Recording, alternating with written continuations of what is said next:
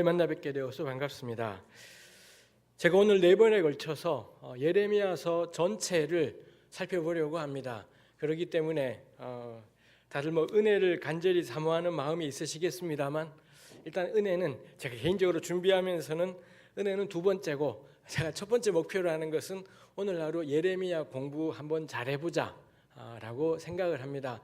그래서 우리 성경을 예레미야서를 펼쳐두고 우리 군데군데 같이 보면서 오늘 예레미야 마지막까지 예레미야가 이런 책이었구나 라는 것에 대해서 한번 볼 수 있으면 좋겠습니다. 제가 뒤에 있는 예레미야 성경 퀴즈 문제를 보았습니다만 거기에 있는 내용을 제가 다 다루지는 않더라고요. 거기 정말 어려운 것들도 있어서 쉽지 않겠다 싶습니다. 오늘 첫 시간에 제가 나누려고 하는 것은 예레미야 전체의 가장 기본적인 내용들에 대해서 예레미야 1장 1절, 2절, 3절 이 세 구절을 중심으로 해서 예레미야서 전체를 생각해 보려고 합니다. 1장 1절 우리가 함께 읽었지 않습니까? 우리말로는 이렇게 되어 있습니다만 왜 우리 구약 성경은 히브리어로 적혀 있지 않았습니까? 히브리어로 된 구약 성경 예레미야서 1장 1절의 가장 첫 단어들은 예레미야의 말들 이렇게 되어 있습니다. 그래서 우리말로는 예레미야의 말이라 라고 해서 제목이구나라는 게 또렷하게 제목이라는 게 잘 안 드러나지만 히브리 말로는, 그리고 영어 성경이나 이런 데로는 예레미야의 말들이라고 되어 있어서 이거 제목이구나 라는 것을 딱 알아차릴 수가 있습니다. 예레미야의 말들, 이렇게 예레미야서가 시작을 합니다. 이 제목이 저는 예레미야를 공부하면서 제가 오늘 또 나누는 것은 제 생각입니다. 예레미야서를 제가 오늘 나눈 것처럼으로만 이해하는 것이 하나님의 뜻이냐?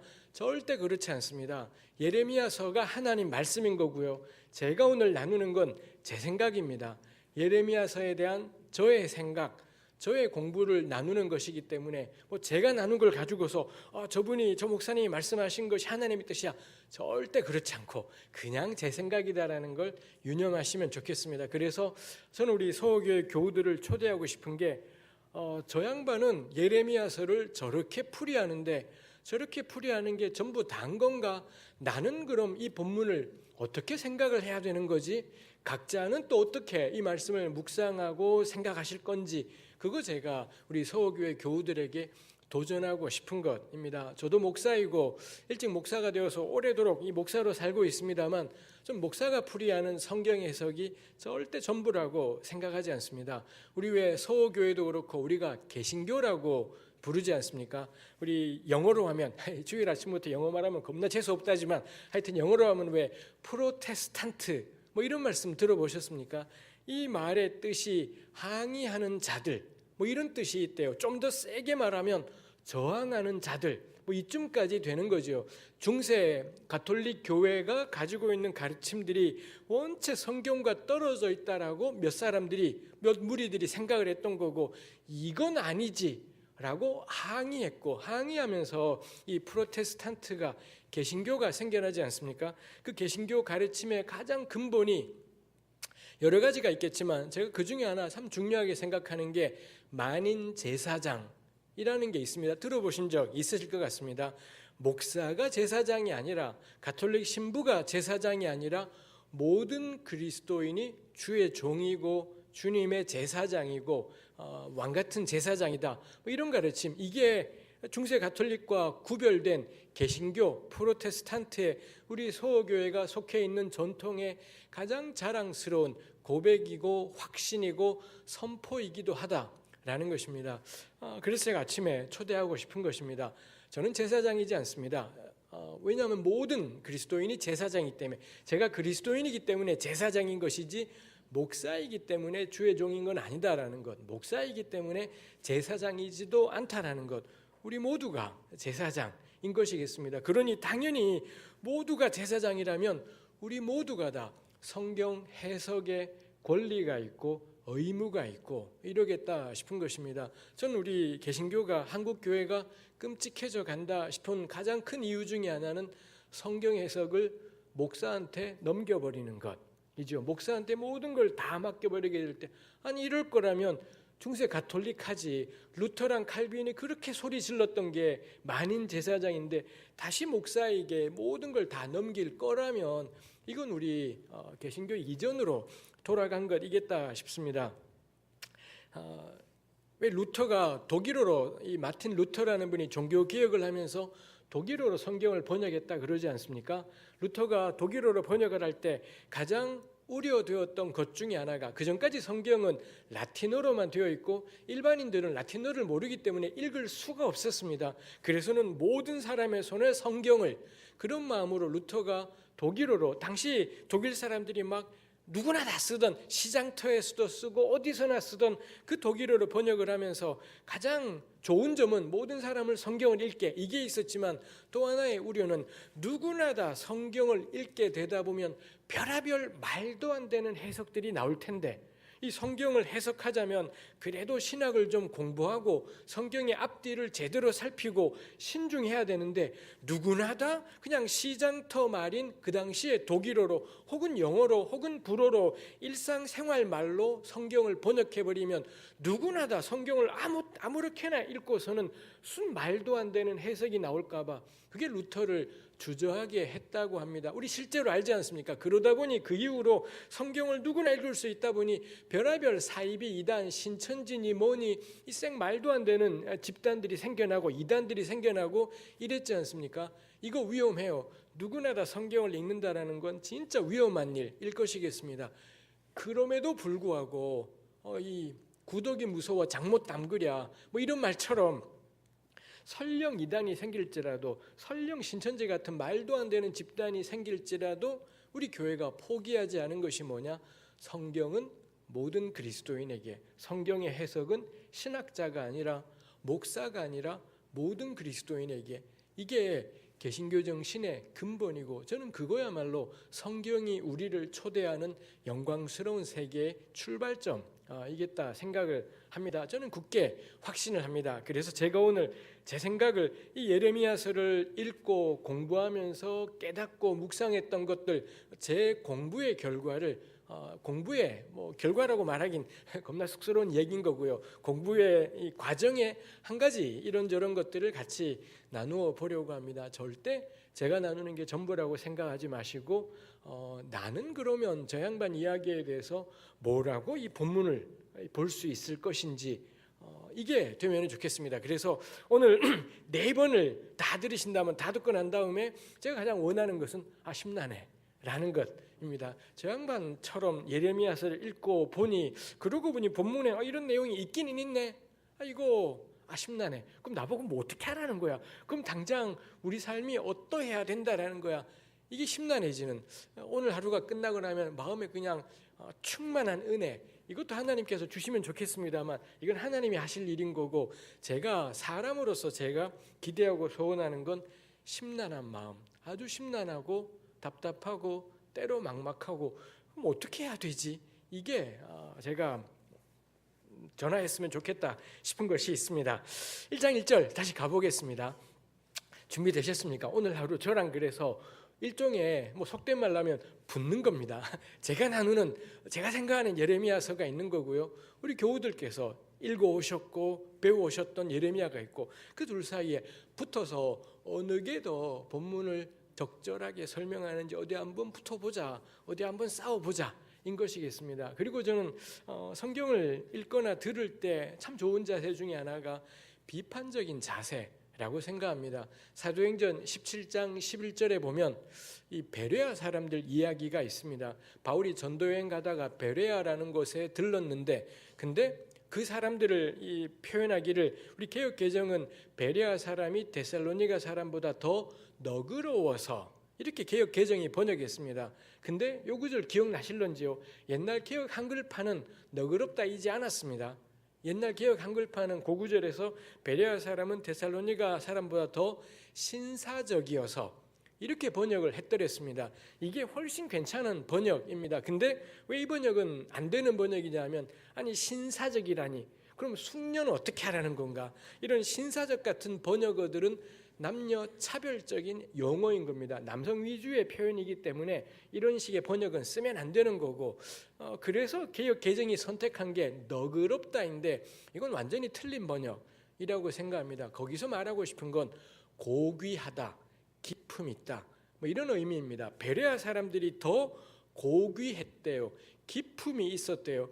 우리 어떤 사람 보고서 고귀하다 혹은 기품 있다라고 말씀하시겠습니까? 혹시 우리 서호교회 교우들을 떠올려 보면은 저분 참 기품 있으셔, 이렇게 이미지에 딱 떠오르시는 분이 있으실런지 모르겠습니다. 뭐가 기품이겠습니까?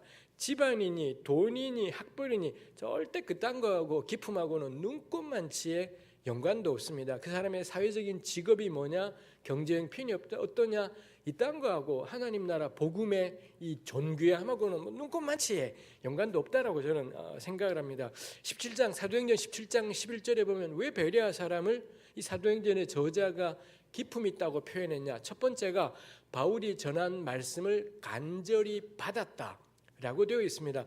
간절히 받았다라는 게 아멘했다라는 뜻이지 않습니다. 왜냐하면 바울은 그 베레아 유대인들이 한 번도 못 들어본 예수의 십자가와 부활, 이걸 전한 겁니다. 한 번도 못 들어본, 그리고 하나님의 아들이 영광으로 막 이런 게 아니라 십자가에 죽으셨다, 이런 소식은 한 번도 들어본 적이 없는 너무 낯선 이야기를 한 것입니다. 근데 베레아 사람들이 이 낯선 이야기를 간절한 마음으로 받았다, 믿었다라는 게 아니라 아멘했다라는 게 아니라 진지하게 귀 기울였다, 그 뜻이 거기 나오는 간절한 마음으로 바울의 말씀을 받았다라는 것의 뜻입니다. 제가 생각할 때 기품의 첫 번째 조건은 뭐냐? 진리에 대한 진지함이다라는 거죠. 진지함의 반대말이 뭐겠습니까? 냉소입니다. 냉소라고 해서 왜 우리 그러지 않습니까? 제가 20대 때 30대 선배들이 그러더라고요. 야, 너 20대니까 지금 대학생이니까 이렇지, 너 30대 봐라, 인생이 쉽지 않다, 뭐 그러시더라고요. 그런가 보다 했습니다. 제가 30대가 됐습니다. 그 양반들 40대가 되어서 저한테 그러시더라고요. 야, 너 아직도 그러냐? 40대 봐라. 야, 세상 쉽지 않아. 제가 40대가 됐습니다. 이 양반들 50대가 되어서 여전히 저보고 너 아직도 그러냐? 인생을 잘 모르는구나. 세상 호락호락하지 않다 그러더라고요. 제가 이제 50대, 제가 50대 중반이 되어 가고 있습니다. 그 양반들 60이 되어서 여전히 저보고 그런 소리를 해요. 제가 지금쯤 와서 깨달았습니다. 아니, 도대체 이놈의 인간들은 단 한 번도 20대 때는 그랬나 싶었습니다만, 제가 이제 와서 생각을 해보니 이 양반들은 단 한 번도 평생을 살면서 진리니 정의니 뭐 자유니 이런 말들 때문에 단 한 번도 가슴 뛰어본 적이 없는 양반이었겠구나. 젊을 때는 막 정의, 진리, 민주주의, 자유, 인권 이런 것에 가슴이 뜨겁다가 세상 살면서 좀 식고 냉소하게 된 게 아니라, 제가 지금 와서는 아니, 도대체 이 양반들은 평생에 단 한 번도 정의 때문에, 민주주의 때문에, 인권 때문에, 이런 것 때문에 단 한 번도 가슴이 뜨거웠던 적이 없는 양반 같다 싶은 생각이 저에게는 들고 있습니다. 하여튼 제가 개인적으로 그래, 끝까지 한번 가보자. 70, 80, 90, 요즘 뭐 되게 90, 100까지 산다 그러지 않습니까? 끝까지 한번 가보자 싶으면 어디까지 가나 한번 가보자 싶은 게 있습니다. 진리에 가장 반대되는 태도는 뭐냐?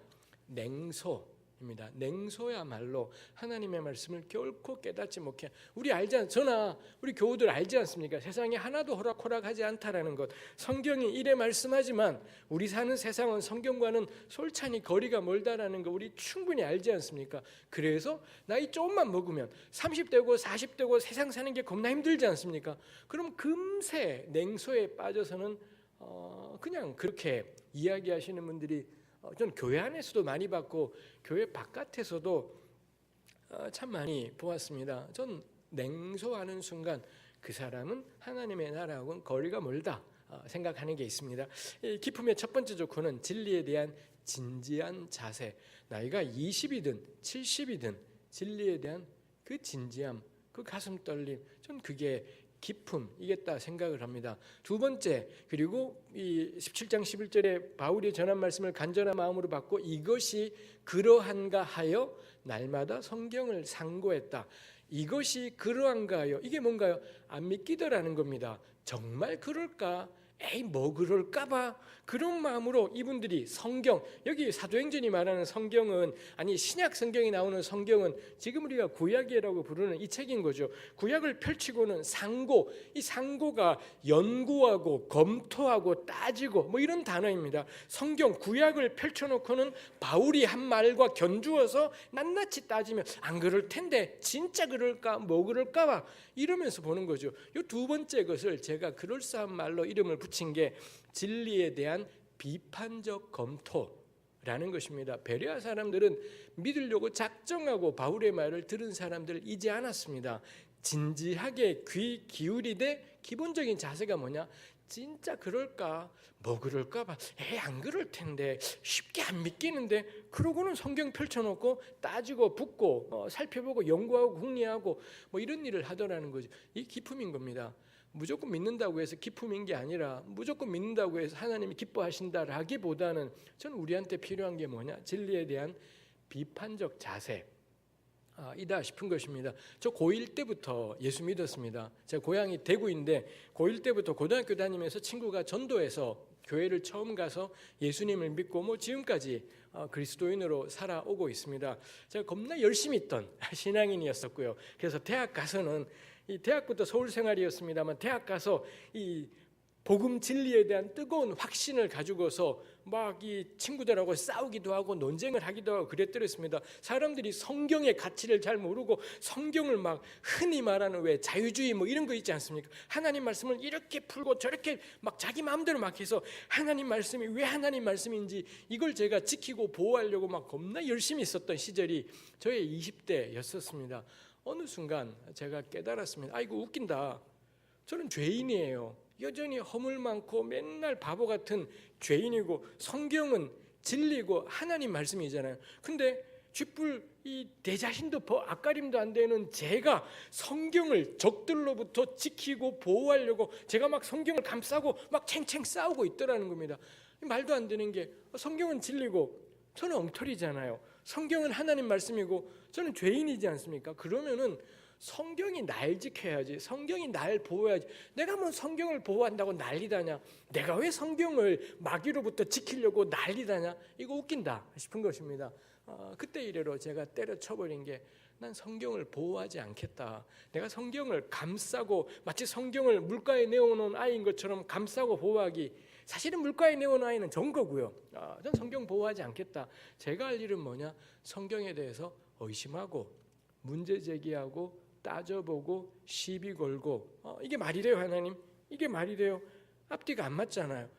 이거 질문하고 문제 제기하고 이야기해보고 이게 저는 사람에게 주어진 본분 이겠다 싶은 것입니다. 근데 우리가 주일날 교회 올 때는 마치 다들 주차장에 차를 딱 세우는 순간 머리에 뚜껑을 열고 뇌를 끄집어서 차에다가 두고 머리가 텅 빈 채로 예배당 안에 들어와서 머리가 텅 빈 채로 앉아 있다가 모든 주일 이 모든 게 다 끝나고 다시 집에 돌아갈 때 차에 타서 다시 뇌를 집어넣고, 마치 누가 비유로 그런 말을 하더라고요. 우리 교회 안에서 머리 쓰지 않는다고, 비판하지 않고 문제 제기하지 않고 그냥 텅 빈 채로 있는 것 같다, 뭐 이런 이야기를 풍자해서 과장적으로 그렇게 이야기한 것일 것 같습니다.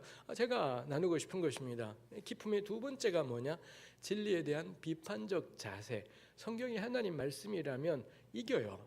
성경이 하나님 말씀이기 때문에, 진리이기 때문에 이기지 않습니까? 생짜로 막 안 믿기는 걸 막 믿으려고 난리법석을 떨어서 이게 하나님 말씀이 되는 게 아니라, 성경은 살아있는 하나님의 말씀, 운동력 있는 권세이기 때문에 그 어떤 불화살에도, 그 어떤 의심에도, 그 어떤 비판에도 스스로가 옳음을 드러내고 스스로가 진리임을 드러내는 것, 그게 하나님의 말씀, 성경. 그래서 이 책이, 우리 돈 몇만 원만 주면 어디가 시중에 서점에 가면 살 수 있는 이 책이 지금까지도 수천 년이 넘는 세월 동안 사람을 변화시키고 일켜오고 있더라라는 것입니다. 저는 교회에 권하고 도전하고 싶은 것입니다. 모든 의심을 교회에서 이야기하라고. 우리 왜 교회 좀 다니다 오면 교회에서 할 얘기 안 할 얘기가 딱 구별되지 않습니까? 요 얘기는 여기서 꺼내면 서로 은혜가 안 되는 이야기 쏙쏙 집어넣어 버리는 것이 있습니다. 교회에서 붙으시라고. 그게 신앙 공동체지. 이 모든 이야기를 책상 위에 끄집어 내놓고 이야기할 수 있는 곳, 그게 교회지. 정말 의심스럽고 잘 안 믿기는 건 교회 바깥에 가서 딴 데서 해결하고, 그러다 보니 이 말도 안 되는 신천지 같은 사이비 집단에 빠지게 되는 것이 있겠다라는 겁니다. 교회에서 붙어보자, 우리 신앙 공동체 안에서 붙어보자 싶은 것이 있습니다. 해서 두 가지 자세, 이 기품입니다. 진리에 대한 진지함, 진리에 대한 비판적 자세, 이 두 가지가 이런 게 갖추어진 사람 보고 저분 참 기품 있네, 저분 참 고귀한 삶을 사시네 라고 저는 말할 수 있겠다 싶은 것입니다. 제가 오늘 나누는 것에 대해서 뭐 진지하게 들으실 준비는 다 되신 것 같습니다. 또 하나 제가 부탁드리고 싶은 게 비판적 자세, 저 양반의 말에 허점이 뭐지? 어디서 저렇게 말도 안 되는 소리를, 이런 것들에 대해서 뭐 이런다고 저는 하나님 말씀을 받는 은혜가 떨어지냐? 절대 그렇지 않을 거라고 저는 생각을 해요. 서울교회 교우들은 어떻게 생각하실런지요? 저는 한국교회가 망해가고 있다라고 생각을 합니다. 제주도는 모르겠습니다. 저는 한국 전역에서 우리 교회 전체가 쇠퇴해가고 있고 망해져 가고 있고, 이 젊은 사람들, 특히 30, 저는 청년들보다도 훨씬 걱정은 30, 40대입니다. 30, 40대가 교회 안 나오면 교회 망하는 겁니다. 20대까지 가기도 전에 30, 40대가 교회에서 이탈해버리게 돼버리면 교회는 끝나는 것이죠. 30, 40대에게 너무 매력적이지 않은 교회, 30, 40대들이 보기에 너무 한심스러운 것, 그게 저는 오늘날에 우리 교회이겠다 싶습니다. 이거 우리 옛날처럼 뜨겁게 믿으면 해결이 되는 걸까요? 좀 그렇게는 해결은 안 될 거다. 우리 쇠퇴할 거고. 근데 이 교회는 쇠퇴하지만 복음은 쇠퇴하냐? 그렇지 않습니다. 교회가 저는 망해가면 망해갈수록 예수 그리스도 십자가의 복음은 훨씬 더 명료해질 거다라고. 왜냐하면 구약 때 그랬으니까요. 구약에 이스라엘이 망하고, 우리 예레미야서에서 보겠지만 예루살렘이 망하고, 지금이야 제주만 해도 교회가 여러 개 있잖아요. 근데 당시 이스라엘은 교회가 하나밖에, 예루살렘 성전 하나밖에 없었습니다. 그놈의 성전이 박살이 나버렸습니다. 그러면 이스라엘이 여호와 신앙이 없어질 줄 알았어요. 웬걸 없어졌나요?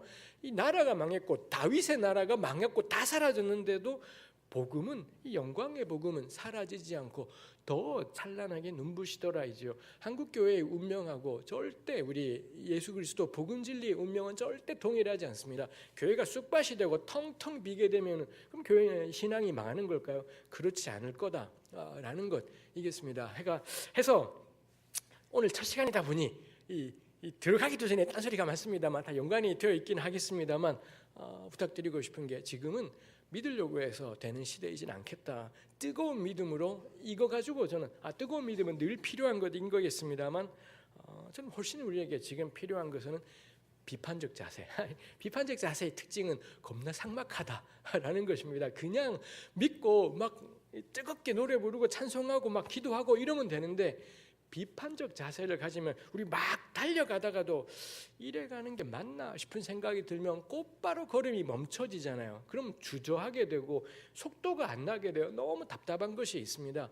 어쩌면 저는 오늘 우리 시대는 이런 시대일 수 있다고, 그전까지 막 뜨거운 열심으로 막 달려간 시대라면 지금은 어쩌면 가다가 멈추고 이게 맞나?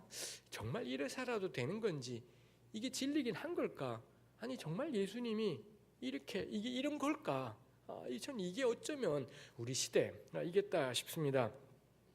1장 1절에 예레미야의 말들입니다. 이 말 가지고 제가 이국리 저국리 해본 것이었습니다만, 왜 이게 예레미야의 말일까 싶은 것입니다. 우리 배웠잖아요. 성경은 100% 하나님의 말씀이지 않습니까? 근데 1장 1절에는 이 전체의 제목이 뭐냐? 예레미야의 말들, 뭐 이렇게 되어 있더라라는 거죠. 아까 말씀드린 것처럼 구약 성경은 히브리어로, 거의 대부분이 히브리어로 적혔습니다. 그러다 보니 이스라엘이, 아까 이야기대로 이스라엘이 망하고 다른 나라의 포로로 끌려가고 뭐 그 이래로 나라가 없어져 버렸지 않습니까? 그러다 보니 딴 나라 말들, 처음에는 뭐 아랍어를 쓰다가 나중에는 헬라어를 쓰다가 이런 일이 생겼지요. 그러다 보니 히브리어를 잊어먹게 되어버렸고요. 주전 3세기, 2세기, 주전 3세기, 2세기면 지금부터 한 2200년 전 이쯤인 겁니다. 그쯤에 이집트 땅에, 애굽 땅에 꽤 많은 유대인들이 가서 살게 되었는데, 이 유대인들이 헬라어로, 당시 이집트는 이 알렉산더의 뭐 부하들의 나라였더랬습니다. 헬라어가 공용어이다 보니 맨날 헬라어만 쓰다 보니 히브리어를 전혀 모르는 겁니다. 근데 그들이 받은 이 히브리말 하나님 말씀을 자녀들에게 전해야 되겠고, 그래서는 아마도 주전 3세기, 2세기에 이 히브리어로 된 구약 성경이 헬라어로 번역이 돼요. 이렇게 번역된 헬라어 구약 성경을 우리 들어보신 적 있을런지요? 70인경이라고 그렇게 부릅니다. 70인경 예레미야서 1장 1절에는 뭐라고 되어 있느냐, 어디가 다른지 한번 우리 1장 1절을 보시면서, 요거 우리 지금 보고 있는 한글 성경은 히브리말 전통인 겁니다. 헬라어 70인경에서는 1장 1절을 뭐라고 했느냐, 한번 어디가 차이는지 들어보십시오.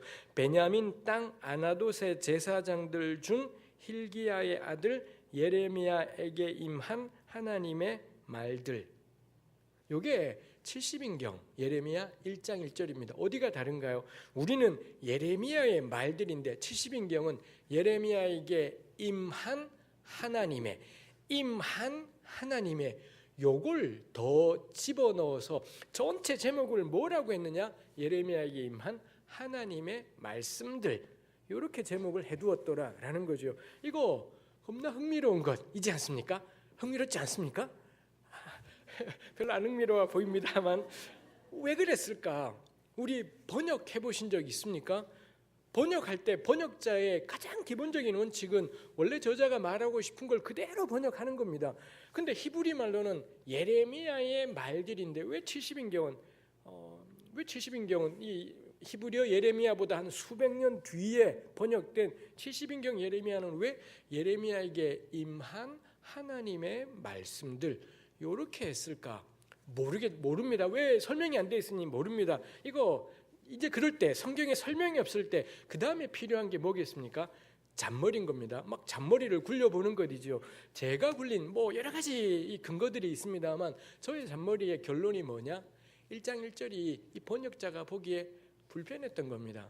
예레미야의 말들이라니 이 후손들에게, 지금 자기 자녀 세대들에게 이 성경을 가르쳐야 되겠는데, 근데 1장 1절이 예레미야의 말들인 겁니다. 그렇지 않아요. 이건 하나님 말씀이지 않습니까? 하나님 말씀인데 예레미야의 말들, 이런 불편함들이 이 번역자로 하여금 이거는 예레미야에게 임한 하나님의 말씀인 거야 라는 이런 번역자의 생각이 하나님의라는 그 말을 집어넣어서 번역했겠다라는 것이지요. 제가 부착하고 싶은 게, 그런 번역이 생길 만큼 1장 1절이 세다라는 것입니다. 요거 우리가 예레미야서 읽으면서 붙잡아야 될 가장 중요한 출발 중에 하나입니다. 우리 사실 신학교를 다니면 배우게 되는 가장 기본적인 것이지만 성경은 100% 하나님의 말씀입니다. 이거 진리입니다. 그 다음에 성경은 100% 사람의 글이다. 이것도 진리입니다. 우리 교회가 2000년간 지켜왔던 성경은 전적으로 하나님 말씀, 성경은 전적으로 사람의 글. 이게 말이 되나요? 50대 50도 아닌데 100% 하나님 말씀, 100% 사람의 글. 이게 세상 논리로는 말이 안 되는데, 근데 우리 교회가 이걸 2000년간 지켜왔던 것이 있습니다. 마치 비유해 보자면 예수님은 100% 하나님이시지 않습니까?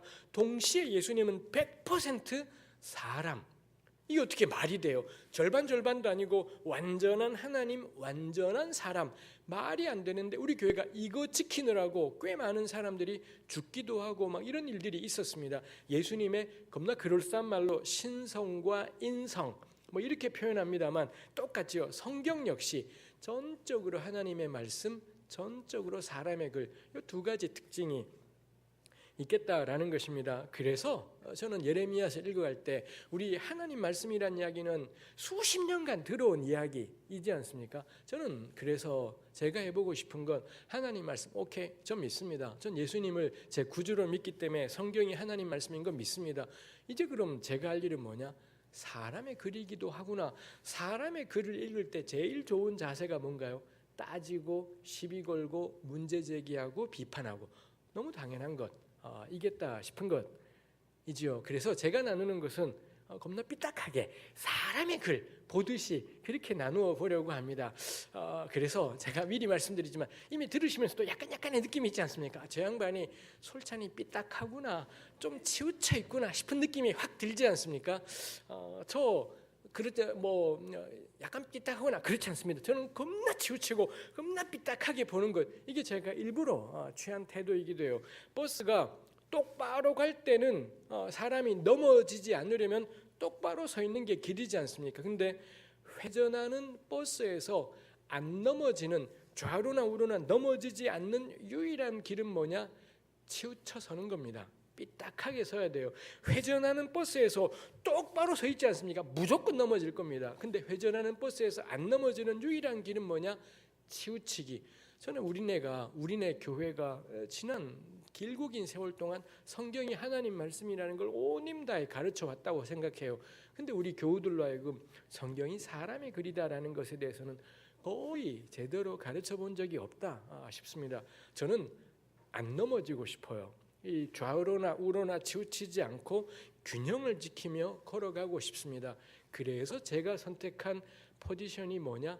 겁나 치우쳐서기. 아주 삐딱하게 성경을 마치 사람이 쓰인 글인 것처럼 겁나 치우쳐서 읽어보자. 왜 그렇게 하느냐? 중심을 잡기 위해서. 이게 성공적인지 아닌지는 저는 지금 걸어가고 있습니다. 제가 지금 성경을 이렇게 읽고 있는 거고요.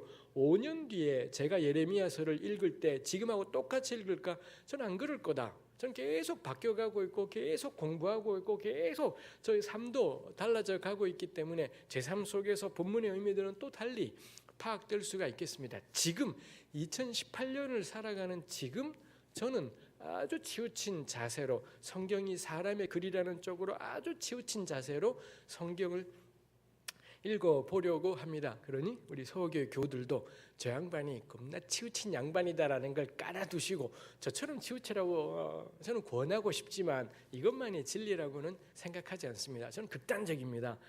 중심? 그딴 거에 아무 관심이 없고요. 중심을 지키는 것이 아니라 극단적으로 본문이 말하는 것을 한번 파보자 라는 것이 있으니 이미 마음이 다가오지 않습니까?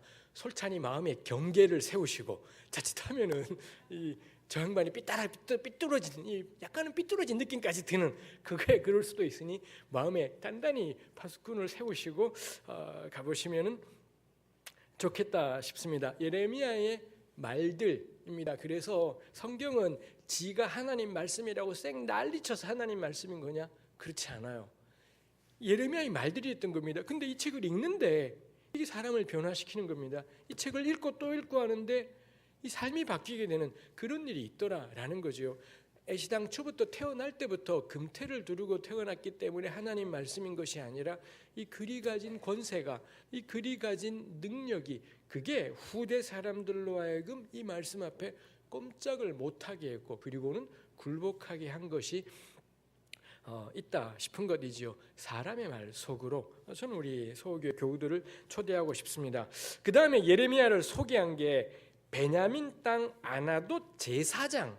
예레미야는 제사장이기도 했습니다. 제사장이라고 소개하는데 제사장이면 제사장이지 왜 베냐민 땅 아나돗이라는 말이 왜 붙어 있는 걸까 싶은 것이겠습니다. 우리 이런 경우 우리 왜 성경을 읽을 때 우리 다들 서호교회 교우들은 큐티 하십니까? 우리 큐티 하면서 큐티의 특징이 뭔가? 우리 1장 1절 볼 때 베냐민 땅 아나돗 제사장들 중 읽고 은혜가 되는 게 없지 않습니까? 읽고 내 삶에 적용, 아나돗 안 하고를 뭐가 될 것도 아닌 거고 제사장 우리 애를 신학교를 이런 말도 안 되는 적용을 할 게 아니라면 1장 1절에서는 아무런 은혜 받을 게 없습니다. 1장 1절 넘어가요. 다들 2절 넘어가고 3절 넘어가고 언제 예레미야서 1장을 큐티한다 언제 멈추냐? 5절에 가서 멈춰요. 5절 가면 내가 너를 모태에 짓기 전에 너를 알았고 배에서 나오기 전에 이쯤 가야지. 그렇게 하나님이 나를 미리 선택하셨구나.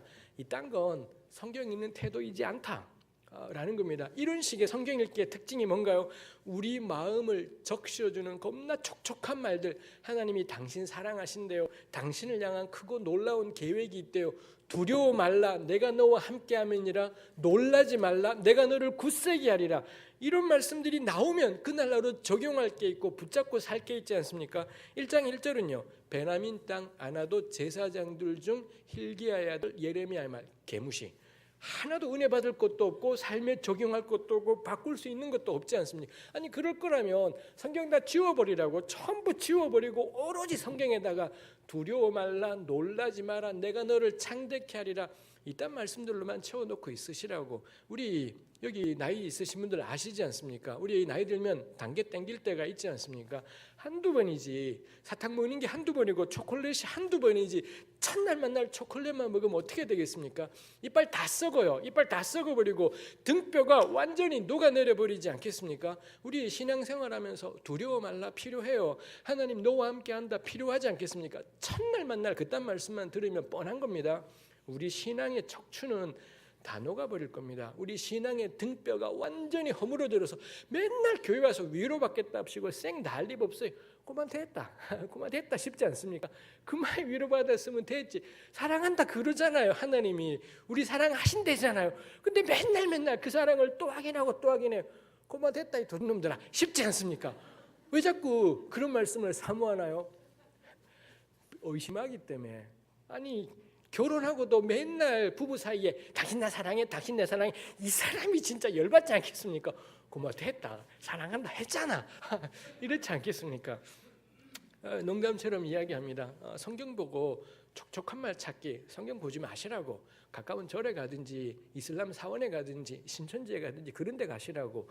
성경은 우리에게 촉촉한 말해주는 책이 아니라 진리가 무언지를 말해주는 책 이지 않겠습니까? 그러니 좀 은혜가 안 돼도 그날로 내 삶에 적용할 게 없어도 저는 한 구절 한 구절 붙어보자 싶은 것입니다.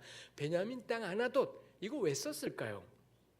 이런 경우에 저는 성경을 공부하는 가장 좋은 방법은 검색이라고 생각합니다. 여기 나이가 좀 더 있으신 분들은 쉽지 않겠습니다만 아나돗이라는 말을 가지고 왜 온라인 인터넷에도 왜 성경들이 있지 않습니까? 혹은 스마트폰에 있는 앱도 그렇고 아나돗을 넣고 검색을 누르면 아나돗이 구약 성경에 어디에 쓰였는지가 쭉 나오지 않습니까?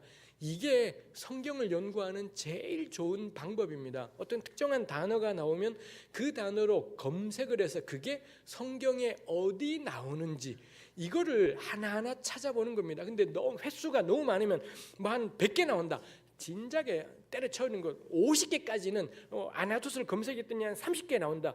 그러면은 다 찾아보는 거예요. 창세기 어디 나오네 거기 여러 찾아보고 다 찾아보는 것이죠. 그렇게 찾다 보면 이 아나돗이 어떤 곳인지가 느낌이 들어와요. 이게 근데 아나돗이 막 50개 넘는다. 깨끗이 포기하고 목사님 깨 어쩌보자. 저는 이러면 되겠다 싶은 게 있습니다. 제가 신학생들에게 또 목회자들에게 늘 부탁하는 건 목회자들은 100개까지는 붙어라.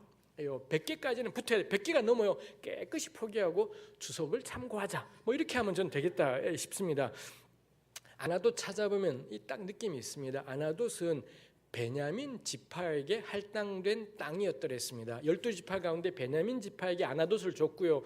그 다음에 12지파들은 자기네가 받은 땅 가운데 일부는 레위인들이 살도록 또 떼어주었습니다. 각 12지파마다 레위인들이 사는 곳이 있었던 거고 베냐민 지파에서 레위인들에게 떼어준 땅 가운데 하나가 뭐냐?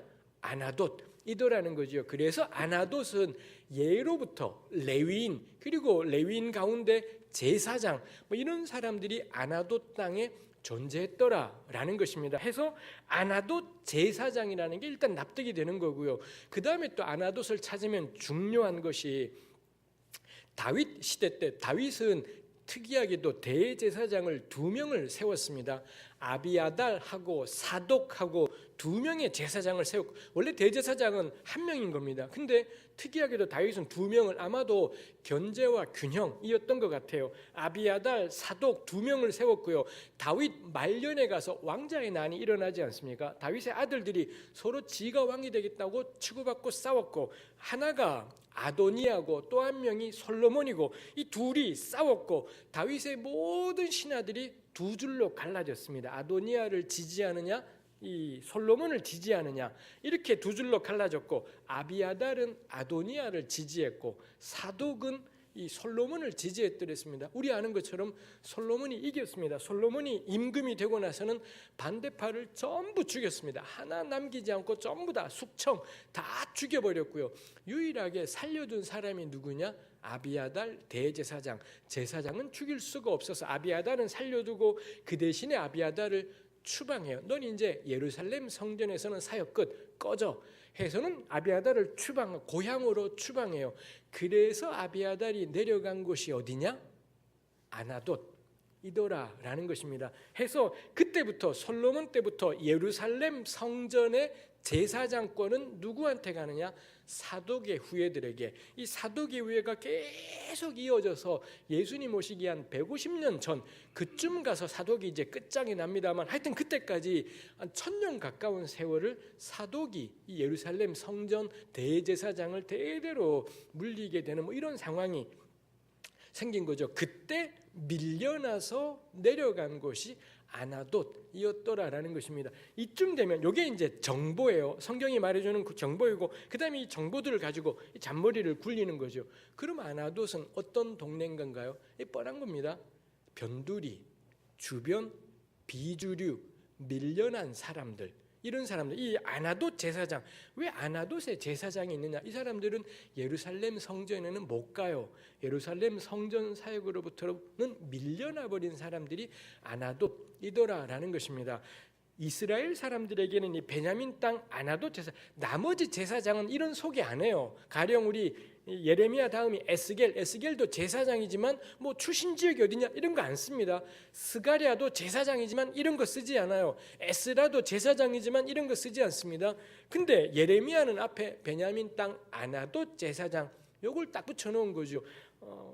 우리한테는 이게 아무 느낌이 없습니다만 이스라엘 사람들에게는 아나돗 제사장 그 느낌이 딱 오는 것이지요. 글쎄요, 제가 거칠게 우리나라와 연관해서 비교를 해보자면, 왜 고려 태조 왕건이라는 양반이 있지 않습니까? 이 양반이 돌아가시면서 후뇨 십종가를 남기면서 이 함경도 사람하고 전라도 사람은 등용하지 마라, 이딴 걸 왕이 이런 헛소리를 유언이랍시고 하고 돌아가신 것인 거죠. 그때 이래로 고려시대 내내 함경도와 전라도에 대한 차별이 있었던 것인 거고요.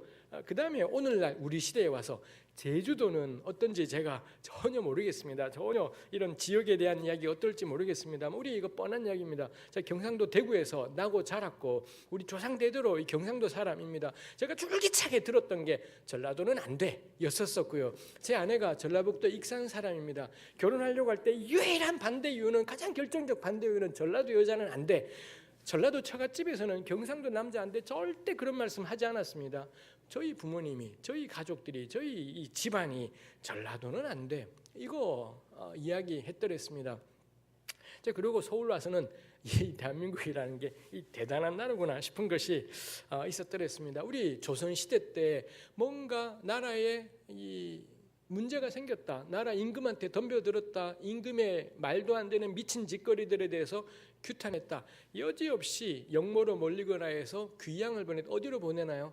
전라도로 보내요. 그래서 우리 전라도 땅에 가면 이런 귀양 흔적, 유적지들이 꽤 많이 있지 않습니까? 그 다음에 우리 박정희 대통령 이래, 박정희 대통령이 김대중 씨랑 그때 붙으면서 지겠다 싶으니까 이 양반이 끄집어낸 게 경상도, 전라도 이런 정말 미친, 제가 보기에는 개소리를 끄집어내면서 그때 이래로 한국은 경상도 대통령이 지금까지도 이게 이쪽이든 이쪽이든 간에 전 정말, 제가 대구 사람이지만 지긋지긋해요.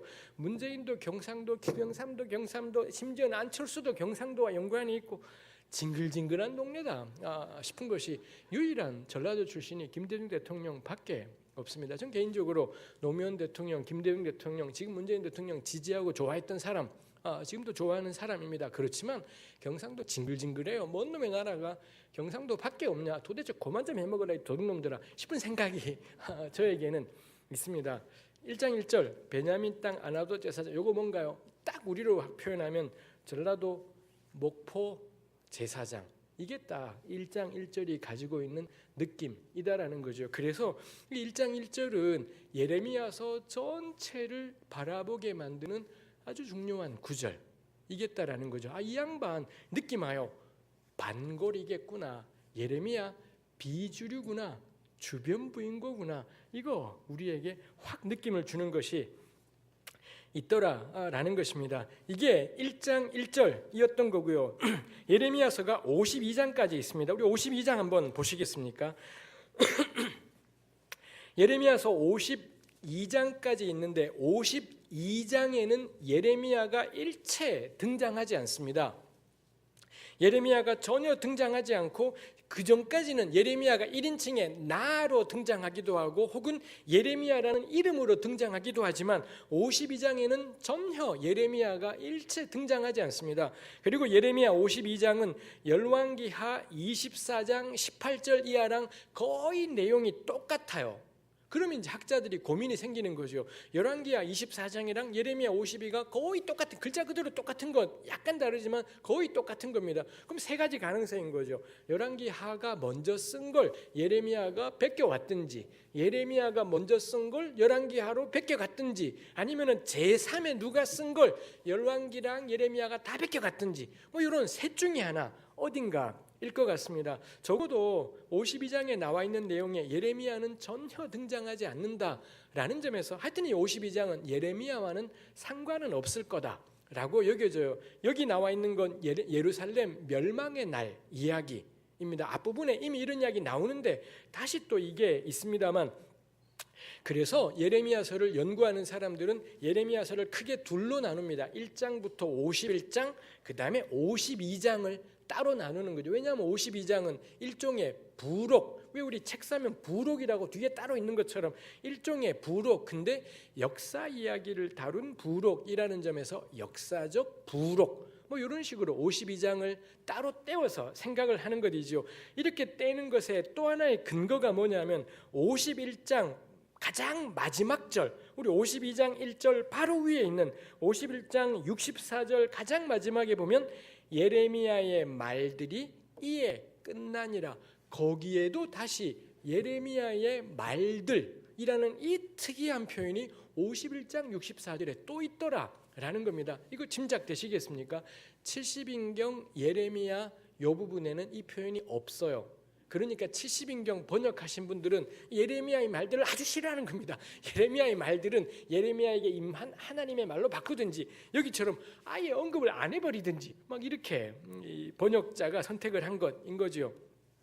그래서 예레미야서는 1장 1절을 예레미야의 말들로 시작해서 51장 64절에 예레미야의 말들 여기까지 이렇게 표시를 해둔 것인 거죠. 이런 점에서도 예레미야는 크게 두 덩어리 1에서 51장 그 다음에 52장 이렇게 두 덩어리로 예레미야서 전체를 나눌 수 있겠구나 싶은 것이겠습니다. 제가 이제 남은 시간에 하려는 게 이 짜임새에 대한 이야기를 해보려고 하는 것입니다. 짜임새가 왜 중요하겠습니까? 제가 대구 살았다 그러지 않습니까? 서울로 대학을 가면서 저의 소원 가운데 하나가 용인 자연농원에 가보는 것입니다. 용인 자연농원 아시지 않습니까? 요즘은 에버랜드라고 부르는데 자연농원 그 이름 아십니까? 이 이름을 아신다는 것은 무슨 의미인가요? 나이가 겁나 많다라는 그런 뜻인 거죠. 요즘 젊은 사람들은 자연농원이라는 말을 모를 겁니다. 이 자연농원 가보는 것이었습니다. 그래서는 1학년 때 기숙사에 있던 친구랑 같이 거기 가보자 해서 어찌어째서 이 촌놈들이 이 자연농원까지 에버랜드까지 간 것. 이제 갔더니 정말 대단했습니다. 우와 엄청난 놀이기구가 있어. 우와 하면서 탔는데 바이킹이 제일 처음에 있었고 바이킹 탔고 그 다음에 또 갔는데 걷다 보니 또 바이킹 또 타고 하여튼 하루 종일 막 열심히 놀이기구 타고 기숙사로 돌아왔습니다. 그러자 친구들이 자연농원에 갔다니 그래? 사파리가 대단하지? 사파리가 뭐야? 저는 자연농원에 갔지만 놀이기구만 타고 왔는데 사파리는 있는 줄도 몰랐는데 그러고 보니 이 자연농원에 가장 유명한 건 그 사파리였었던 것이죠. 저의 잘못이 뭐였겠습니까? 이런데 이거 우리 테마파크라고 부르잖아요. 이런 데 갈 때 가장 필요한 건 뭐냐? 지도예요. 지도가 있어서나 여기가 이런 놀이기구가 있고 여기는 뭐가 있고 여기는 이 사파리가 있고 이 전체 그림을 보고 그래서 이렇게 움직여야 되겠다 이렇게 가야 되는데 지도고 나발이고 없이 그냥 우와 하고 들어갔다 그러면은 이 멀리가 안 보이기 때문에 계속 여기서만 맴돌게 되어 있는 뭐 이런 상황이더라는 거죠. 이사야나 예레미야나 겁나 두꺼운 책들이지 않습니까? 근데 이 책들은 너무 두꺼워요. 근데 무조건 1장부터 읽기 시작하는 겁니다. 100%한 대여섯 장 읽으면 길을 잃어요. 그래서는 하루에 가령 한 장씩 읽는다고 한다면 오늘 8장 할 차례인데 자기가 8장 할 차례인 건지 7장 할 차례인 건지 9장 할 차례인 건지 무조건 헷갈리게 되어 있습니다. 왜냐하면 읽었던 것 같기도 하고 안 읽었던 것 같기도 하고, 이거 우리가 내가 나이가 들어서 자꾸 까먹는구나, 나이 탓이지 않습니다. 뭐가 문제인가요? 길을 잃어서 그래요. 길을 잃어버리게 되면 자기가 지금 어디에 들어와 있는지를 놓쳐버리는 거죠. 이 용인 에버랜드가 그냥 단순한 게 아니라 이 전체가 있고 몇 개 숲들이 있더라는 거죠. 이 몇 개의 숲으로 나뉘어져 있고 이렇게 이동을 하는 것, 이겠다라는 거죠. 예레미야서라는 1에서 52장짜리 예레미야서는 크게 몇 개의 숲들로 이루어져 있고, 그래서 우리가 읽을 때 내가 지금 어느 숲에 들어가 있는지 이거 우리 유념할 필요가 있겠다라는 겁니다. 예레미야서 전체를 나누는 가장 큰 두 개의 숲이 뭐냐? 예레미야의 말들이라는 표현에 근거해서 1장부터 51장까지 이게 예레미야의 말들인 거고요. 52장은 역사적 부록, 이렇게 크게 두 개의 숲으로 나뉘게 되겠습니다. 1에서 51장도 크게 둘로 나눌 수가 있습니다. 46장에는 애굽에 관한 말씀이 나와 있습니다. 그러고 보면 46장부터 51장까지는 전부 이스라엘을 둘러싼 열방들에 대한 말씀이 거기에 다루어져 있습니다. 해서 51장도 두 조각 나요. 1에서 45장, 이게 이스라엘을, 유다와 예루살렘을 향한 말씀이라면 46에서 51장은 열방을 향한 말씀, 둘로 나눌 수가 있겠다라는 것입니다. 저는 이거 우리 교우들에게 꼭 기억해 두시라고 부탁하고 싶어요. 그래서 내가 지금 어느 숲속에 있는 건지, 1에서 45장인지 46에서 51장인 건지, 유다와 예루살렘을 향한 말씀이냐 열방을 향한 말씀이냐가 있겠다 라는 것입니다. 그 다음에 1에서 45장 이렇게 계속 좁혀가는 거죠. 1에서 45장, 다시 우리 1장으로 와보겠습니다. 1장에 오시면은 우리 1장 1절 읽었습니다만 1장 2절에 우리 1장 2절 3절은 두 번째 시간에 좀 더 생각을 해보아야 되겠습니다. 우리 1장부터 가령 3장 6절에 보시면 3장 6절이 요시야 왕 때라는 표현이 있지 않습니까?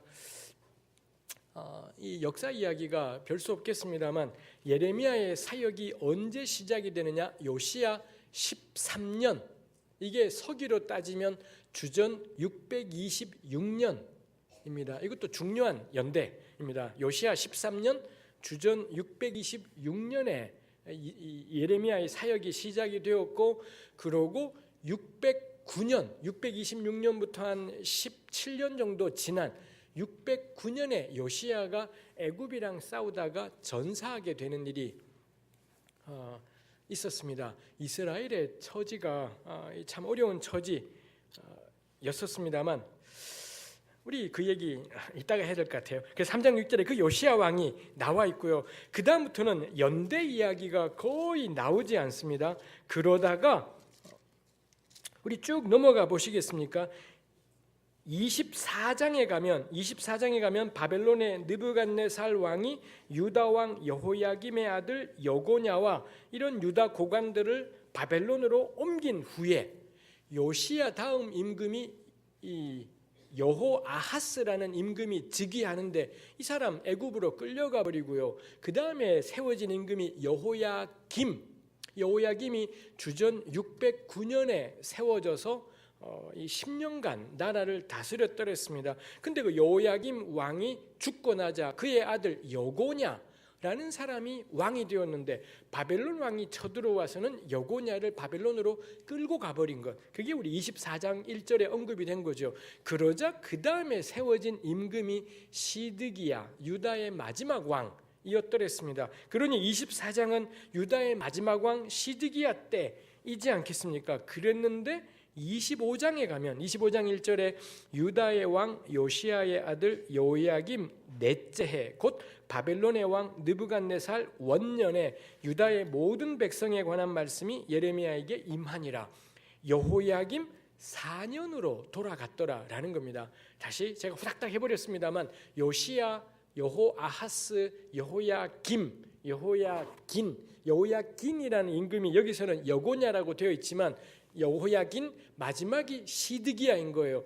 24장은 시드기야까지 갔는데 25장은 다시 뒤로 가더니 여호야김 4년, 이때가 언제냐? 서기로 따지면 주전 605년 그리로 돌아가더라라는 겁니다. 그러고는 하나님이 이 말씀하시기를 모든 백성에 대해서 말씀하시는 2절에도 유다의 모든 백성, 예루살렘 모든 주민, 3절에는 이 23년간 모든 이 하나님의 말씀, 마치 25장을 읽어보면 사역을 총정리하는 듯한 인상의 말씀들을 하나님이 하시는데 그게 언제냐?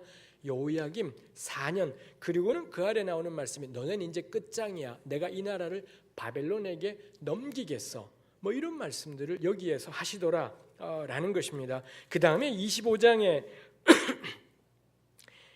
이 13절에 가면 이 책에 기록한 나의 모든 말을, 그런 표현이 25장 13절에 있습니다. 해서 25장에 가서 막 시간이 24장에 시드기야까지 갔다가 25장에 다시 여호야김 4년으로 돌아왔던 것이지요.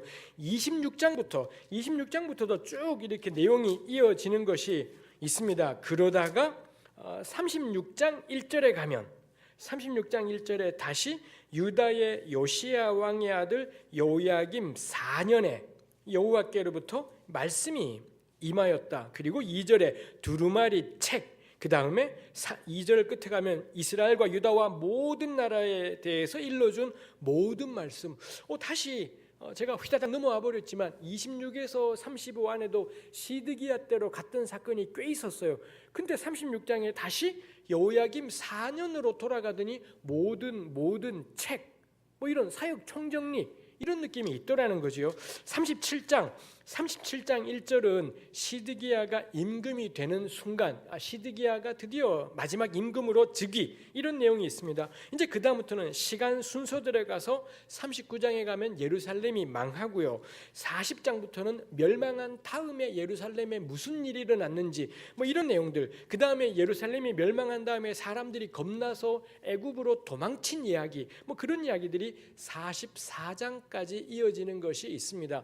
37부터 44는 시드기야 즉위부터 시작해서 나라가 결국 망하고 망한 뒤에 백성들이 애굽으로 도망가고 뭐 이런 내용이 나와 있습니다. 근데 45장 1절에 가시면 45장 1절 유다의 요시야 왕의 아들 여호야김 넷째 해에 네리야의 아들 바룩이 예레미야가 불러주는 대로 이 모든 말을 책에 기록. 45장에 갔더니 또다시 여호야김 4년이 또 나오고 모든과 책이라는 게 또 나오더라는 거죠.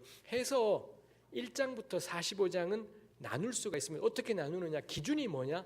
여호야김 4년인 겁니다. 시간이 쭉 가다가 여호야김 4년으로 25장에서 돌아가고요, 26장부터 쭉 가다가 36장에 다시 여호야김 4년으로 돌아가고, 시간이 쭉 가다가 45장에 다시 여호야김 4년으로 돌아가더라 라는 거죠. 해서 예레미야 1장부터 45장은 1에서 25장, 26에서 36장, 37에서 45장, 이렇게 셋으로 나눠볼 수 있겠다. 근거가 뭐냐? 여호야김 4년이 군데군데 등장해서 라는 것 이겠습니다. 여호야김 4년이 왜 중요한지 제가 오전에 더 할 수는 없을 것 같습니다. 두 번째 시간에 지금 여기 계시고 혹시 두 번째 예배 못 오실, 피자 사정상 못 오실 분도 있겠습니다. 그분들 겁나 궁금하지 않겠습니까? 도대체 여호야김 4년이 뭔 일이 있었단 말이냐? 겁나 궁금하시겠습니다. 하여튼 간에 예레미야서가 특정한 역사적인 사건이나 시간을 기준으로 해서 이렇게 단락을 나눠 놓았다라는 게 이거 참 특이한 거. 이 둘째 시간에 제대로 한번 다뤄볼 일인 것이겠습니다만 하나님의 말씀하고 역사하고 구별되지가 않는구나 라는 거죠. 세상 역사가 어떻게 흘러가든지 나는 주님과 함께, 예레미야는 인생을 그렇게 안 살고 있구나 라는 겁니다. 예레미야서는 그 영원한 하나님의 말씀이 특정한 역사와 엉켜 돌아가고 있는 것이 있더라 라는 것입니다. 그래서 미리 이 결론을 내리는 것인 거겠습니다만 역사에 대한 제대로 인식하고 보는 것이 없다면 하나님 말씀을 분간하기도 어렵다라는 게 이 예레미야서의 전체를 보면서 우리가 생각하게 되는 것인 것이겠습니다. 이 첫 번째 강의는 우리 요거만 정리하는 걸로 마무리하겠습니다. 예레미야서 전체의 짜임새 크게 둘로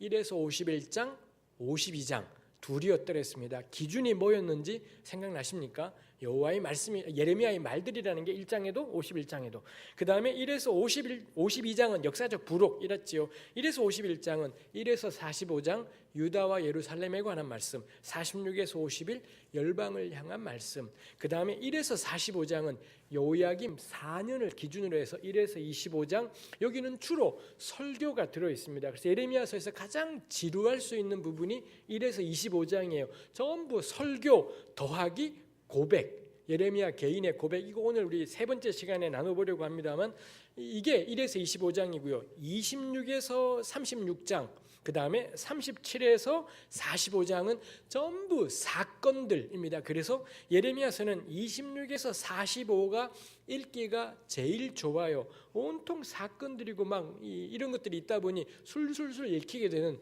이런 것이 있습니다. 그래서 1에서 25장은 설교, 26에서 45는 사건. 그러다 보니 이게 서로 대응이 돼요. 7장이 이런 식으로 하여튼 서로 대응되는 것들이 있기도 합니다. 그래서 예레미야라는 엄청 큰 숲에 들어갈 때에는 이 전체 숲이 몇 개로 나뉘어져 있다라는 거, 이거 우리 꼭 붙잡고 숲속에 들어가서 살펴보는 거죠. 전체 숲을 파악했다. 그러면 이제 할 일이 뭐냐? 들어가서는 한 그루 한 그루의 나무들을 만져보기. 이제 요 숲에는 어떤 나무들이 있는지 그거 우리가 만져보고 느껴볼 일이겠다 싶습니다. 첫 번째 제가 나누려는 건 여기까지 하도록 하겠습니다. 제가 기도하고 마무리하겠습니다.